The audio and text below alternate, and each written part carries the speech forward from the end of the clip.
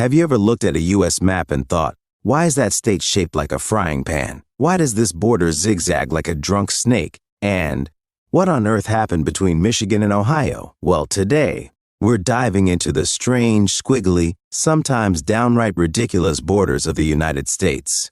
From centuries-old feuds to measuring mistakes and river revenge, there are some weird stories hiding in those state lines. So buckle up. Here are the wildest, most bizarre U.S. state borders and the crazy history behind them.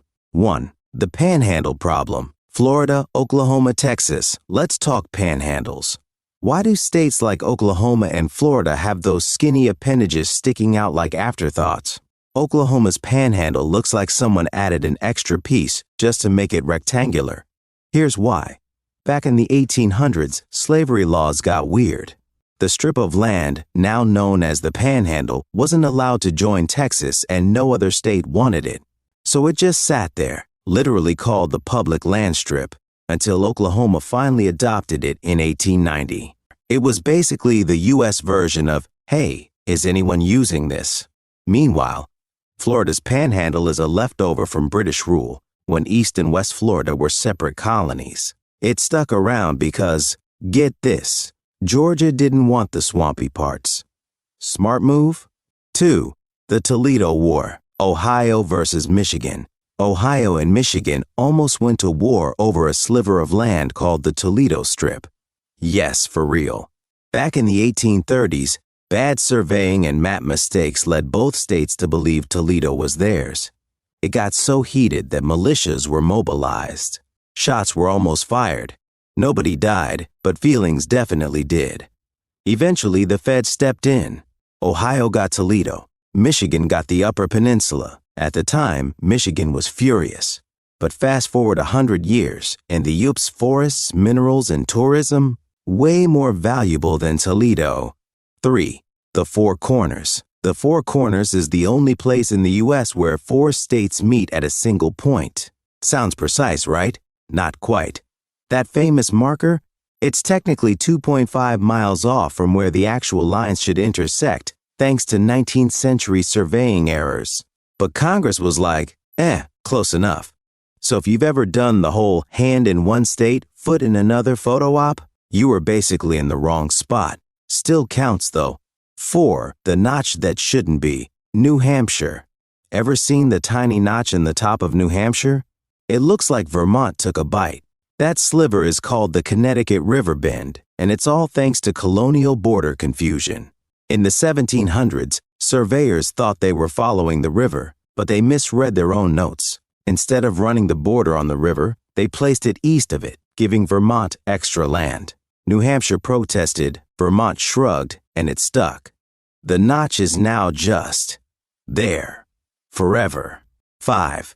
Delaware's weird circle. Delaware has a border shaped like a perfect half circle. Why? It dates back to 1682, when William Penn wanted a 12-mile radius from the courthouse in Newcastle. So surveyors literally drew a compass circle around the town. Sounds simple, but it caused chaos. Part of it crosses the Delaware River. The circle overlaps New Jersey's land claims, and it even sparked a border dispute with Maryland that lasted into the 1900s. A literal circle causing centuries of lawsuits? That's peak colonial America. 6. Kentucky's Island in Tennessee. There's a part of Kentucky that you can only get to by driving through Tennessee. Meet the Kentucky Bend, a chunk of land curled up by the Mississippi River. Why? The river moved after the border was drawn, but the paperwork didn't. Today, fewer than 20 people live in Kentucky Bend. To get groceries, they leave the state. To go to school, leave the state. Get arrested, hope it's not both states. 7. The Chimney, Idaho. Why does Idaho shoot straight up into Canada like a chimney? Blame geography and politics.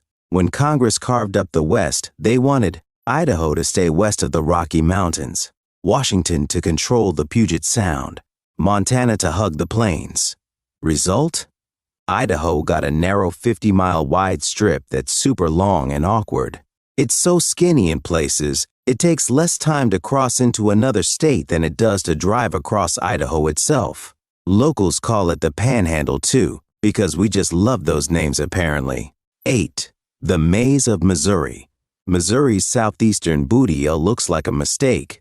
Originally, Missouri was supposed to stop at the 36° 30 parallel, but a rich landowner named John Hardiman Walker didn't want to be part of Arkansas. He petitioned Congress to keep his area in Missouri, and Congress said, sure. Now we've got a heel on the bottom of Missouri that just kind of dangles there, all because one guy didn't like his neighbors. 9. Minnesota's hat, northwest angle. Up near Canada, there's a tiny piece of Minnesota called the northwest angle, and it's completely cut off from the rest of the state. Why? A misinterpretation of British maps after the Revolutionary War. The treaty said the border would follow the northwest point of Lake of the Woods, but nobody had accurate maps back then. Result? A chunk of land stuck above the 49th parallel, accessible only by boat, plane, or through Canada. It's the only part of the lower 48 north of the 49th parallel.